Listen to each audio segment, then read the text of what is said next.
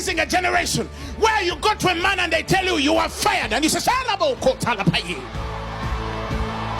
because it is preparing and producing and achieving an everlasting weight of glory.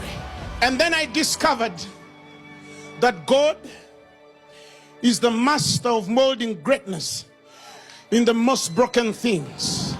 And then I started to study the Bible, and I started to see the Bible full of broken things, broken men, broken situations, broken circumstances, molded into greatness. I read through scripture and I started to see God begin with men at the worst time, and then he started knitting their destinies. He started knitting their stories. He started writing history with them. He started walking with them and establishing them. But where did he begin from? From weakness.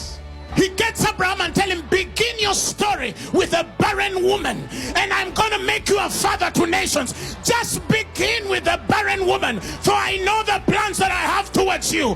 Plans to make you prosper and not to harm you. Plans to give you a future, that hope, that expected end. Where did the father of nations begin from? A barren womb. Oh! He gets to Isaac. He also gives him a barren woman and dry wells, and he tells him, begin your story from here. He gets to Jacob. He gets him born with reproach. He's called Jacob, for he was a supplanter, a trickster. He enters Laban's household. They give him a fake woman, and God tells him, begin from there. The boss is a thief. He cheats him in the night. He has to get almond trees, cut them, put these animals to drink on troughs and met, so he can get an inheritance. Why was he cheated? Because God needed to bring a weight of glory. If Laban had paid Jacob, we would have not known a God who produces spotted and speckled animals from animals that are not spotted and speckled, simply by looking at trees which are streaked and drinking from Joseph. He strips him naked, throws him in a pit, and tell him, Joseph, begin from there. He gets Job.